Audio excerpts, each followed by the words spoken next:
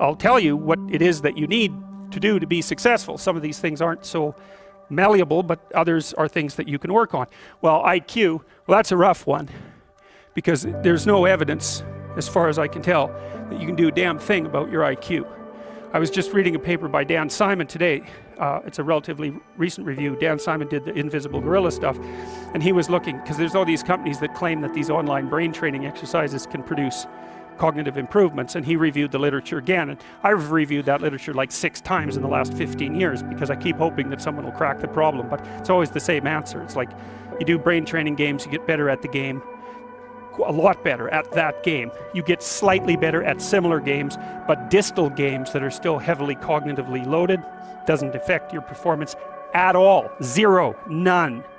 So the issue of how to raise IQ, man, that's a killer. No one knows how to do it. I can tell you how to stop your IQ from decreasing as you get older. That's not so bad, because it does that. Fluid IQ decreases from the time you're 20 and pretty rapidly. It's physical health is the best preventative. So exercise, physical exercise. Weirdly enough, you'd think, well, why? Well, your brain uses oxygen like mad, right? And it needs to be kept clean and well oxygenated, and physical exercise, both like weightlifting, so anaerobic and aerobic exercise both seem to be very, very effective at staving off cognitive declines across the lifespan. So that's a really useful thing to know, because that's the only thing we know that does that. So then the next best predictor of lifetime success is conscientiousness. Well, so, and of the 2 aspects of conscientiousness, say orderliness and industriousness, the better predictor is industriousness. So the question is, well, what can you do about your industriousness? And the answer to that is, well, that's kind of rough too, because there's a strong genetic component. But you can work on micro habits with regards to your conscientiousness, and I think the best micro habits, this is partly to do with this future authoring program processes, I think the best thing you can do with regards to your conscientiousness is to set up some aims for yourself, goals that you actually value. And the future authoring program helps people do that, and basically it does a situational analysis of, it helps you do a situational analysis of your life more than a psychological analysis, I would say. And so the questions are something like, well, all right, you're going to have to put some effort into your life, and you need to be motivated to do that.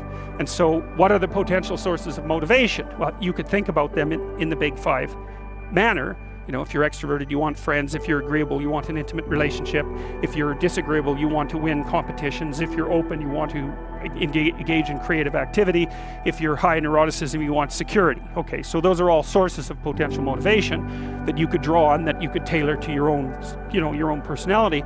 But then there are dimensions that you want to consider your life across. And so we ask people about, well, if you could have your life the way you wanted it in 3 to 5 years, if you were taking care of yourself properly, what would you want from your friendships? What would you want from your intimate relationship? How would you like to structure your family? What do you want for your career? Well, how are you going to use your time outside of your job?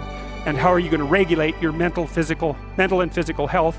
And then, so maybe, you develop a vision of what you would like your life to be, and that associates so the goal, once the goal is established, and then you break down the goal into micro processes that you can implement, the micro processes become rewarding in proportion in relation to their causal association with the goal, and that tangles in your incentive reward system. We talked about the dopaminergic incentive reward system, and that's the thing that keeps you moving forward. And the way it works is that it works better if it produces positive emotion when it can see you moving towards a valued goal. Okay, well, what's the implication of that?